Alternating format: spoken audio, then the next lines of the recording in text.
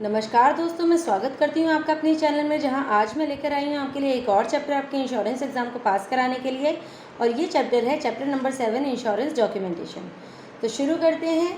Proposal form वो form होता है जो हम कंपनी को कस्टमर फिल करके देता है, जिसमें अपने सारे डॉक्यूमेंट्स डालते हैं और वो अपनी नीड शो करते हैं कि उन्हें किस तरह के इंश्योरेंस की नीड है। ये फर्स्ट स्टेज होती है डॉक्यूमेंटेशन की। सबसे पहले प्रपोजल फॉर्म ही फिल करके कंपनी को दिया जाता है, जिसे कंपनी एक्सेप्ट भी कर सकती है और रिजेक्ट भी कर सकती है।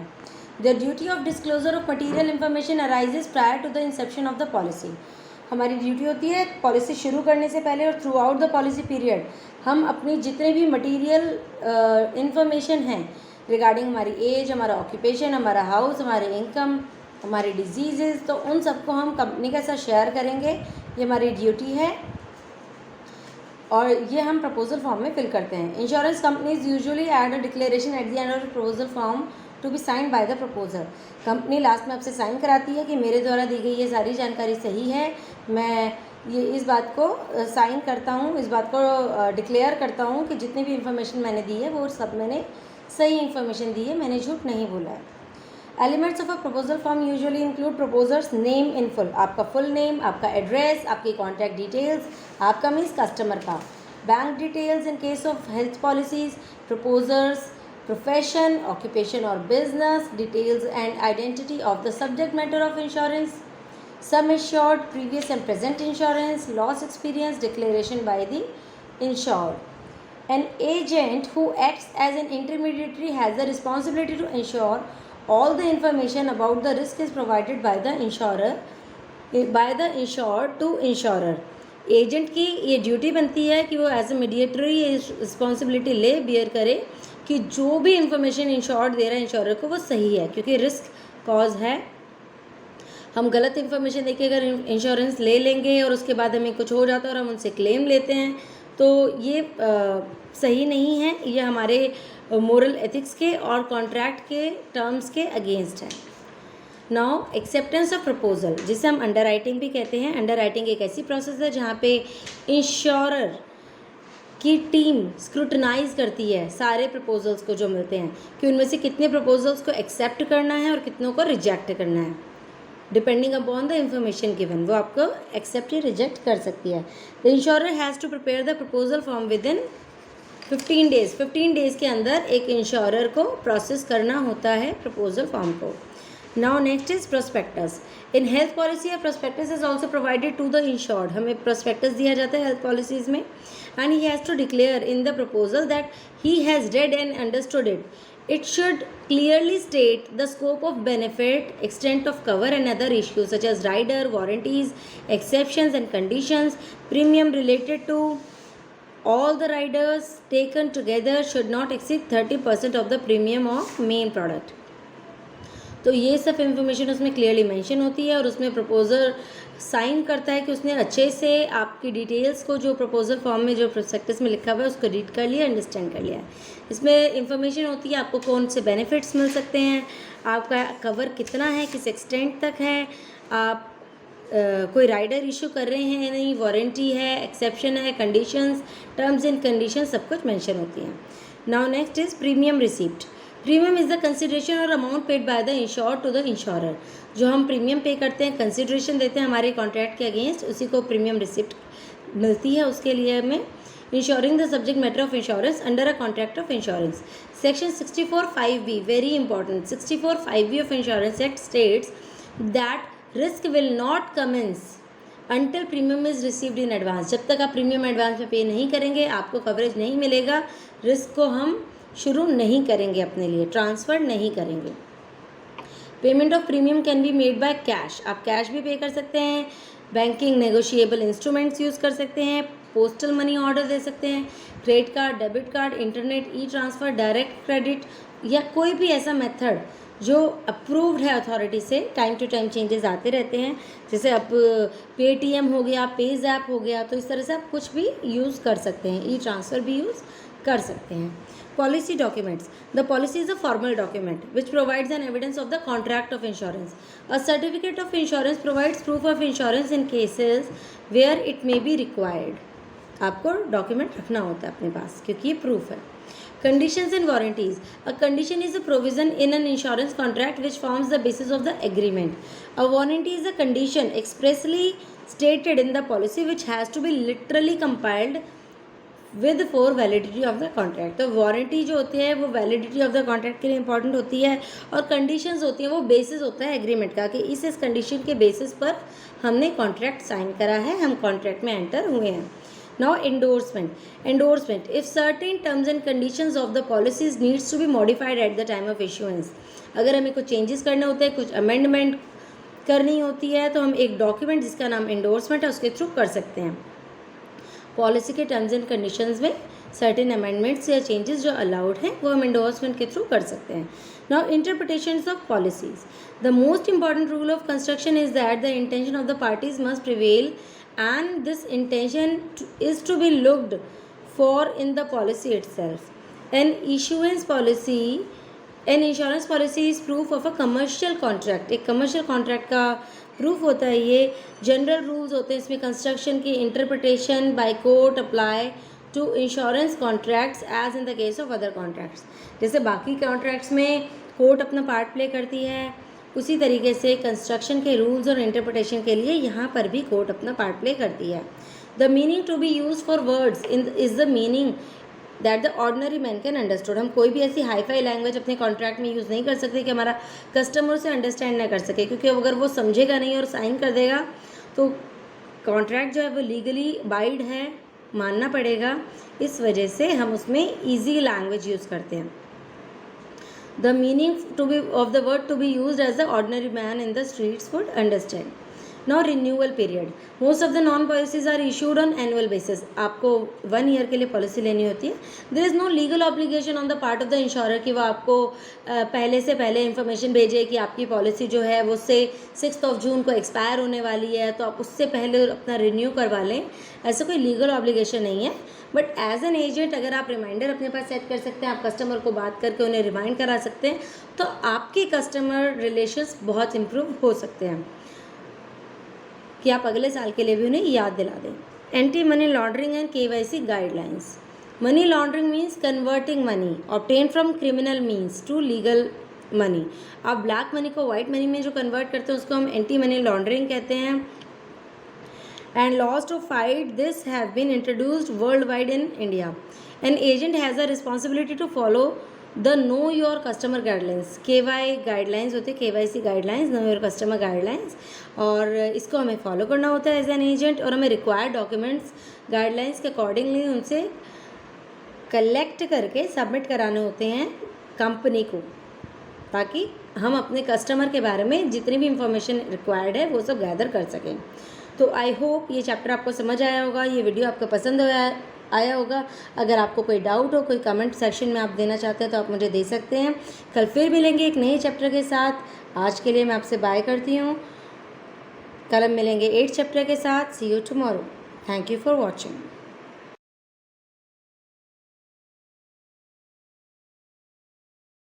नमस्कार दोस्तों, मैं स्वागत करती हूँ आपका अपने चैनल में, जहाँ मैं आपकी मदद करूँगी आपके जनरल इंश्योरेंस का एग्ज़ाम पहली बार में क्लियर करने के लिए।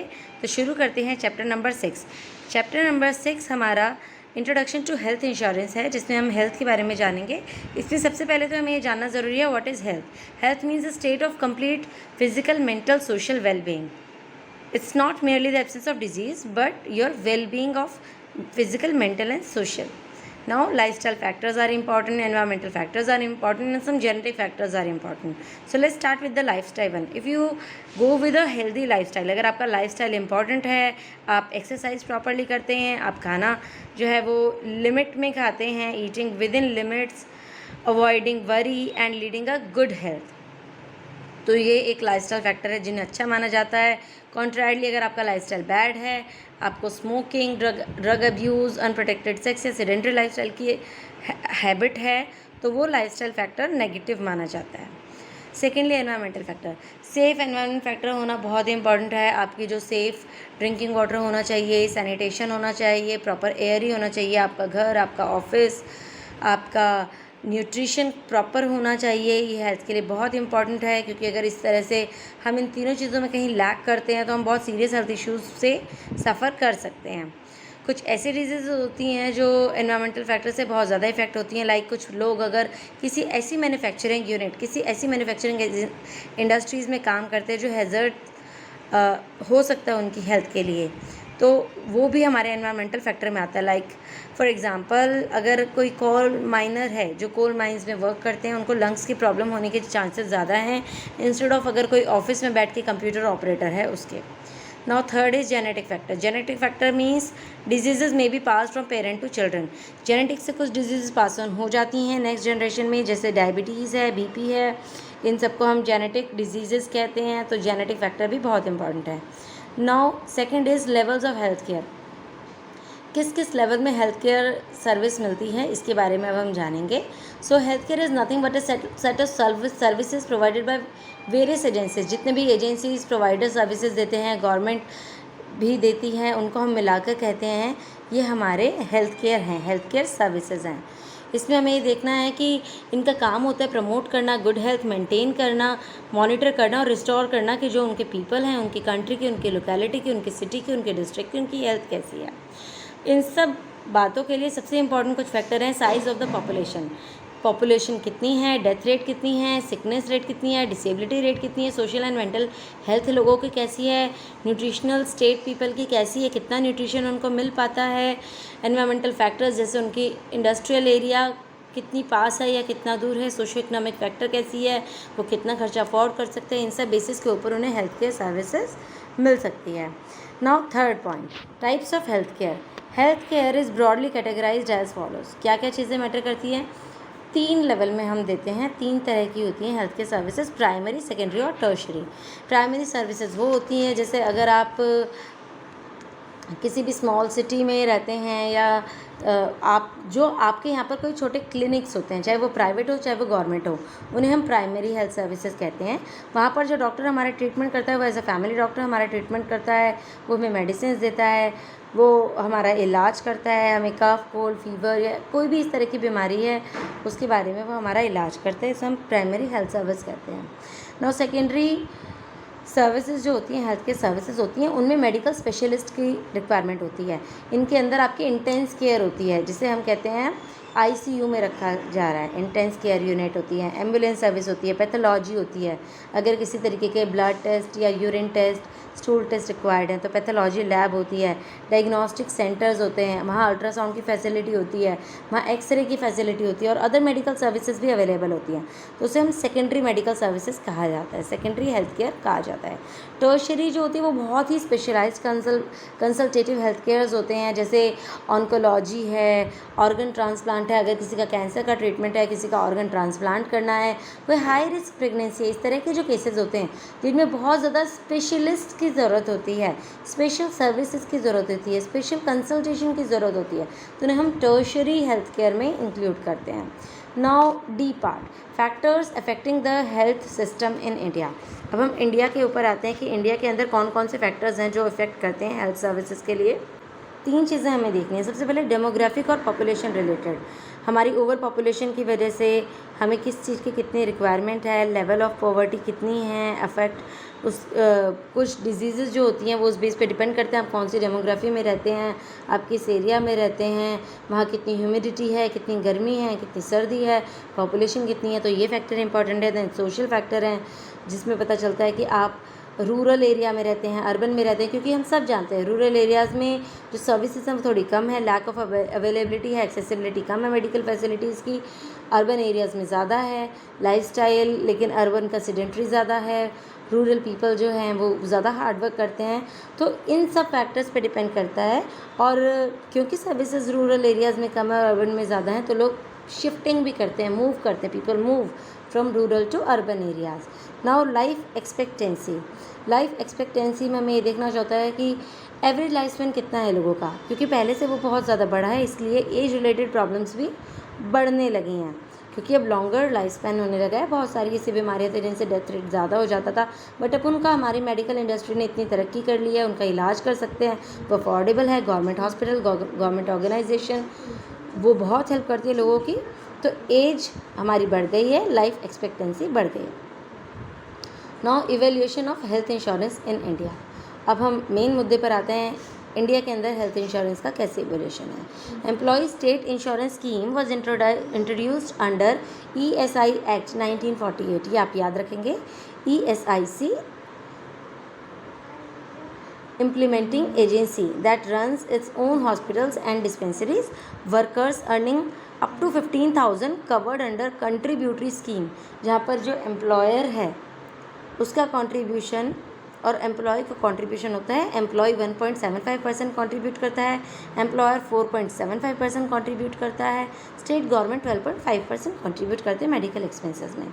Central government health services health schemes, it was introduced in 1954 for central government employees including pensioners and their family members working in civil jobs। इसमें भी बेसिकली जो फंड है वो पार्टली एम्प्लॉयज़ और लार्जली बाय एम्प्लॉयर पे किया जाता है। कंट्रीब्यूशन जो होता है वो एम्प्लॉयज़ नॉमिनल चार्जेस में देते हैं, जिनकी सैलरी 15 रुपये से लेकर 150 रुपये पर मंथ तक है, उनको इंक्लूड किया जाता है। Commercial health insurance, it was offered by some of the non-life insurer before as well as after nationalization of insurance industry। In 1986, आप याद रखेंगे 1986, first standard health insurance product for individual and their family was launched in India। The product Mediclaim was introduced to provide coverage for hospitalization expenses up to a certain annual limit and certain exclusions such as maternity, pre-existing diseases इनको include नहीं किया जाता। Maternity होता है जब आप कोई baby deliver करते हैं, उसको इंक्लूड नहीं करेंगे। कोई प्री एग्जिस्टेंट डिजीज़ है, आपको पहले से है, पॉलिसी लेने से पहले से है, तो हम उसको भी इंक्लूड नहीं करेंगे। Health insurance has grown tremendously but there is a large untapped market even today. आज भी बहुत लोग ऐसे हैं, बहुत लार्ज स्केल में, क्योंकि पॉपुलेशन हमारे देश की बहुत ज़्यादा है, तो अनटैप्ड मार्केट आज भी है जिन्हें अभी तक हेल्थ इंश्योरेंस हेल्थ पॉलिसीज़ नहीं सेल की गई हैं। Health insurance market, it is made up of many players, some providing the infrastructure, service, intermediaries and other regulatory, educational as well as legal entities। तो इंफ्रास्ट्रक्चर से शुरू करते हैं, public health sector, private health sector और pharmaceutical industry. Public health sector में आता है जो नेशनल, स्टेट या डिस्ट्रिक्ट लेवल पे ऑपरेट करते हैं, जिनमें ट्रेन बर्थ अटेंडेंट्स होते हैं, आशा जैसे हम एक्रेडिटेड सोशल हेल्थ एक्टिविटीज़ करते हैं। Sub centres has been establish for every 5,000 people, बनाए गए हैं प्राइमरी हेल्थ सेंटर्स बने हुए हैं जहाँ रेफर्स होते हैं। 6 सब सेंटर्स होते हैं जो 30,000 लोगों की पॉपुलेशन को सर्विस देने के लिए बनाए जाते हैं। कम्युनिटी हेल्थ सेंटर्स हैं, they are referral for 4 primary centres every 1 lakh population. 4 बने होते हैं 1 लाख पॉपुलेशन के ऊपर। Rural hospital, speciality and teaching hospitals including medical colleges, other agencies belonging to government such as hospitals and dispensaries of railways, defence etcetera. इन सब की अपने अपने डिपार्टमेंट की आपकी health care facilities, hospital, dispensaries available होती है। एग्जाम्पल के लिए मैं आपको बता सकती हूँ, जैसे आप देखेंगे आर्मी है तो आर्मी के अपने अलग हॉस्पिटल्स हैं, अपने अलग डॉक्टर्स हैं, अपनी अलग डिस्पेंसरीज़ हैं, तो उनके जो सर्वेंट्स होते हैं जो आर्मी में काम करते हैं वो वहीं पे जाके सर्विसेज यूज़ करते हैं। That is public health service. Now private service providers, India has a very large private service health service provider ranging from trust, solo practitioners, diagnostic laboratories, pharmacy shops, private health expenditure accounts more than 75%। आप देख रहे हैं जितनी भी यहाँ population है, maximum जो expenditure होता है वो 75% आपका प्राइवेट सेक्टर प्रोवाइडर्स पे होता है। Now next is pharmaceutical industry, जो मेडिसिन बनाते हैं।